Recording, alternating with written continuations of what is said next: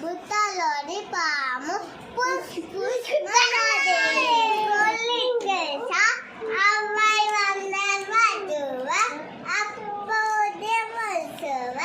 like ఎద్దమ ఇందక్షగాయ్ ఇట్టి చిగమ్మ అమ్మ కొట్టిట తోటకెళ్ళావా పండ్లు తెచ్చావా